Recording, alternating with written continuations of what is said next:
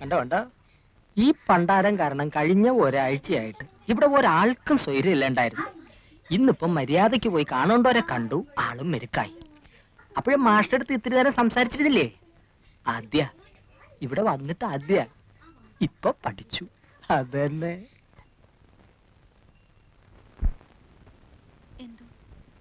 എനിക്കെന്തോ വിശ്വാസം വരുന്നില്ല. എന്റെ വാക്ക് കേട്ടിട്ട് നീ മനസ്സ് മാറ്റണ്ട. ആണായിട്ട് ഒരാളെയും വിശ്വസിക്കാൻ പേടിക്കുന്ന ഒരു മനസ്സാ എന്റേത്. അതുകൊണ്ട് ഞാൻ പറയുന്നത് നീ അതുപടി എടുക്കണമെന്നില്ല. ആ മനുഷ്യൻ പറഞ്ഞത് കേട്ടപ്പോ എങ്ങനെയോ എനിക്ക് അയാളെ കുറച്ചൊക്കെ വിശ്വസിക്കാന്ന് തോന്നി. പക്ഷെ ഇതും പറഞ്ഞതിനെ പറ്റിക്കാൻ ഞാൻ അത്ര പൊട്ടിയൊന്നുമല്ല. ഇവിടെയുണ്ട്. എവിടെ പടക്കും ഇതിന്റെ പൈസ? വൈകുന്നേരം പടക്കം കിട്ടിയാ പോരെ? വൈകുന്നേരല്ലേ വിഷു. പറ്റില്ല, പൈസ തന്നാ മതി, ഞങ്ങൾ വാങ്ങിച്ചോളാം.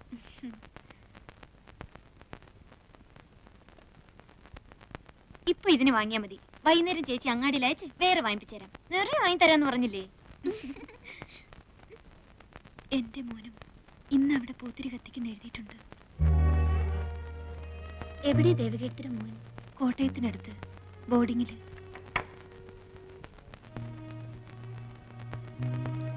ദേ, ഇതാണ് എന്റെ മോൻ. മിടുക്കനാ പഠിക്കാൻ. ക്ലാസ്സിലെ ബെസ്റ്റ് സ്റ്റുഡന്റ് ആണ്. എവിടെ കുട്ടിയുടെ അച്ഛൻ?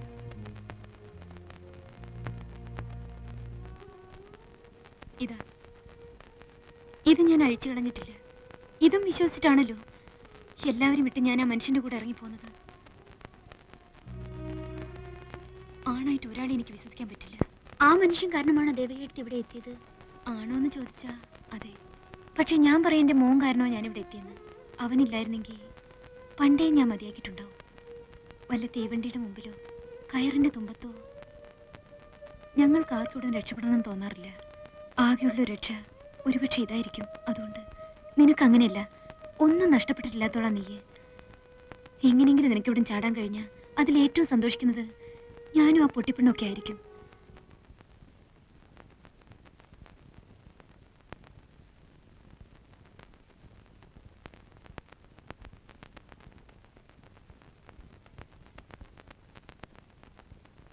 ആരാ അവിടെ?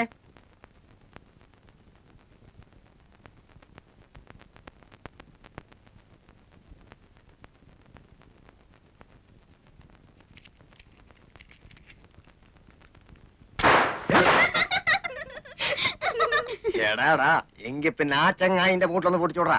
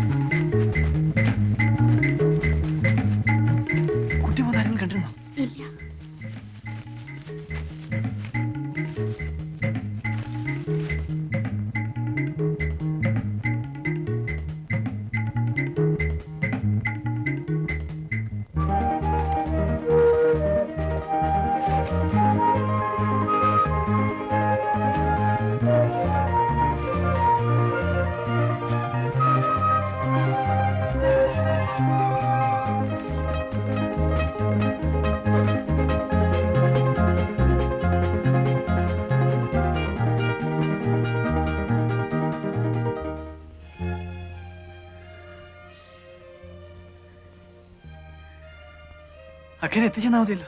മതി.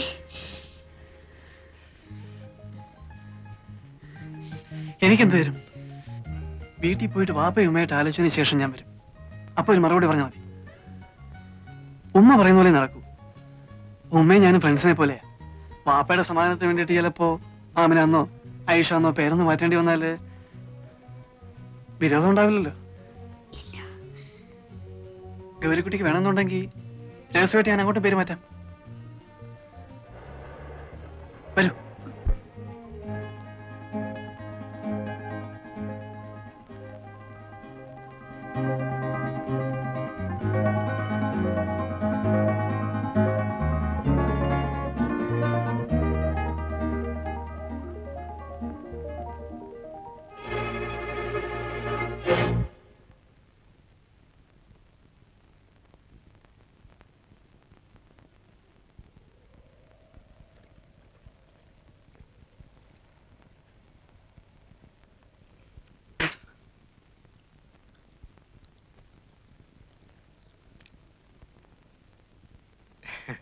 എങ്ങടാ മാഷേ? ഞങ്ങളിതാ പുഴയൊക്കെ ഒന്ന് കാണാൻ വേണ്ടിട്ട്. അതിനത്ര ചുറ്റി വളഞ്ഞു വരേണ്ട കാര്യമില്ലല്ലോ. ഇതാ അവിടെ നിന്ന് ഇങ്ങനെ ഇറങ്ങിയ പുഴയായില്ലേ? ഓ, എനിക്ക് വഴി പരിചയമില്ലാത്തോണ്ട്. വഴി പരിചയമില്ലെങ്കിൽ ഇവിടെ വെറുതെ നിന്ന് ചുറ്റി തിരിയണ്ട. അത് ഈ പെണ്ണിനെയും കൊണ്ട് വരി, ഞങ്ങള് വീട്ടിൽ കൊണ്ടാക്കാം. നാട് മോശ, അതുകൊണ്ടാ പറയണത്. ഒരു നിനക്ക് പറഞ്ഞു കൊടുത്തുണ്ടായിരുന്നില്ലേ കഴുതേ? നിങ്ങൾ വെക്കുള്ളൂ, ഞങ്ങൾ ഇതാ പുഴക്കര എത്രയും എന്നിട്ട് വന്നോളാം. വഴിയൊക്കെ എനിക്കിപ്പോ നിശ്ചയമുണ്ട്. പറഞ്ഞതനുസരിച്ചോടി അറക്കടി.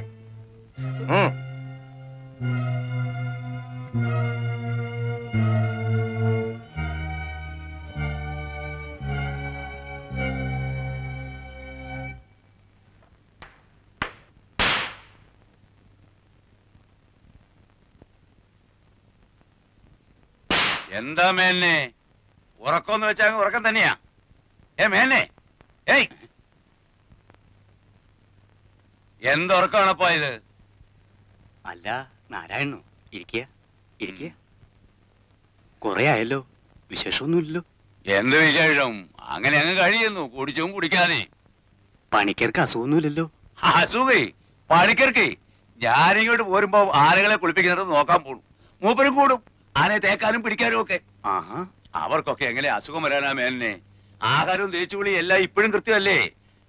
അതുകൊണ്ട് എന്താ, മനസ്സ് 16 വയസ്സല്ലേ ഇപ്പോഴും? നമ്മളൊക്കെ ഒരു പ്രായ പറഞ്ഞിട്ട് എന്താ? അല്ലെങ്കിൽ തന്നെ മഹാഭാഗ്യവാനല്ലേ പണിക്കര്? മൂപ്പരുടെ ഭാഗ്യം ഇപ്പം നമുക്ക് ഭാഗ്യക്കേടായിട്ടാ തീർന്നിരിക്കുന്നത്. അതെന്താ നാരായണ താൻ അങ്ങനെ പറയുന്നത്? അങ്ങനെ പറയാൻ പാടുണ്ടോ? എന്നല്ല പറഞ്ഞത്, ഓരോ ജോലികൾ വന്ന് വീഴുന്നത് കാണുമ്പോ. ആ മള്ളെടുത്ത് ഒന്നിങ്ങോട്ട് വന്നി.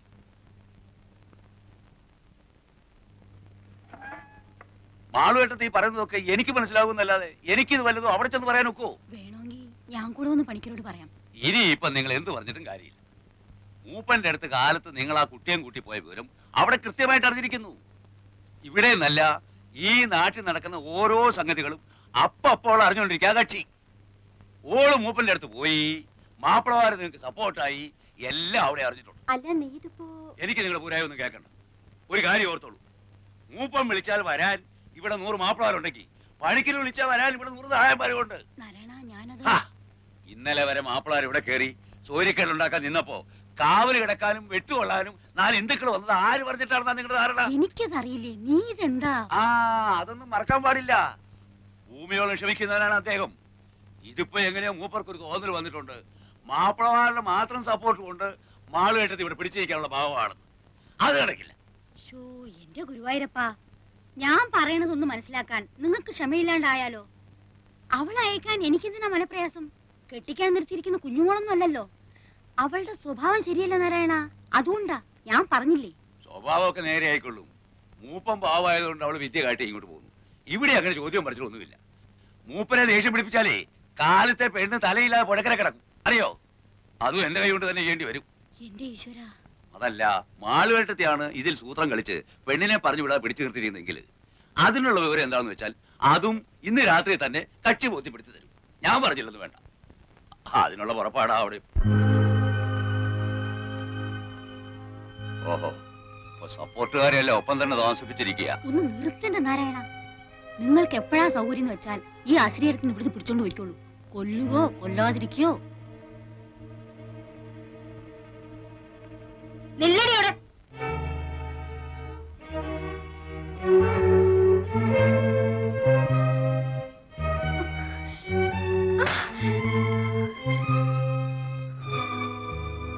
സാമർത്ഥ്യം കാട്ടുക.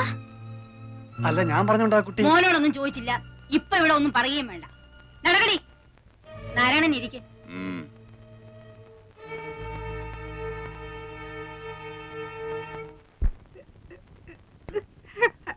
നിക്കടിയോടെ. ഗൗരിക്കുട്ടി ചാടിപ്പോവാൻ നോക്കുകയായിരുന്നു. ആയിരുന്നെങ്കിൽ പറയുന്നു. ഈ വളപ്പിനുള്ളിൽ ഒരാൾ എന്നോട് ഇന്ന് വരെ ഒരു അക്ഷരം ഓർത്ത് പറഞ്ഞിട്ടില്ല, അറിയോ നോക്ക്? നന്ദി കേട്ടവൾ. കാശ് കാണിക്കുമ്പോൾ കൈനീട്ടി വാങ്ങിയിട്ട് ഇപ്പൊ നാട്ടിലെ 2 ജാതിക്കാർ തമ്മിൽ വെട്ടും കുത്തും. ഇന്ന് അവസാനിപ്പിക്കും ഞാൻ. നാരായണ, എടാ നാരായണ, ദാ എന്താണെന്ന് വെച്ചാൽ നേരിട്ട് അങ്ങ് പറഞ്ഞോളൂ. ഞാൻ പറയുമ്പോ നിങ്ങൾക്ക് ഒരു അവിശ്വാസമല്ലേ? നടക്കണേ.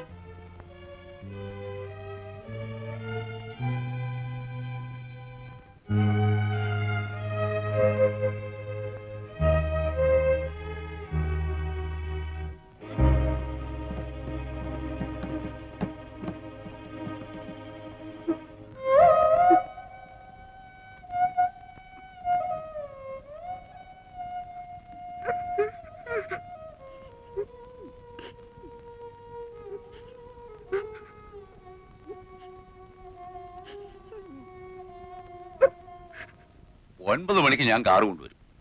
9:30 അദ്ദേഹം കളത്തി വരുമ്പം അവിടെ എത്തിയിരിക്കണം. എനിക്ക് അത്രേ അറിയണ്ടു. എന്റെ ശവമായിരിക്കും നിങ്ങൾ കൊണ്ടുപോണത്. അത് പണിക്കര് പറഞ്ഞാല് നിന്നെ ഞാൻ കുറ്റം പറയുന്നില്ല. ഇപ്പോഴൊക്കെ അല്ലേ ഇത്തിരി ഡിമാൻഡ് കേട്ടാൻ ഒക്കൂ അല്ലേ? 4 ദിവസം കഴിയുമ്പോ എന്ത് പറയും? ഞാൻ ഇറങ്ങുന്ന മാളുവേട്ടത്തി, പോയിട്ട് വരാം. വരികയോ കൊണ്ടുപോകുകയോ ഒക്കെ തന്റെ കാര്യ. അത് എങ്ങനെയാ ശരിയെന്ന് തോന്നുന്നു അങ്ങനെ ചെയ്തോളുക. പിന്നെ എന്നെ കുറ്റം പറയാനും നായന്മാരെ കൂട്ടാനും ഒന്നും നിന്നേക്കരുന്ന് പണിക്കരോട് പറഞ്ഞേക്കണം.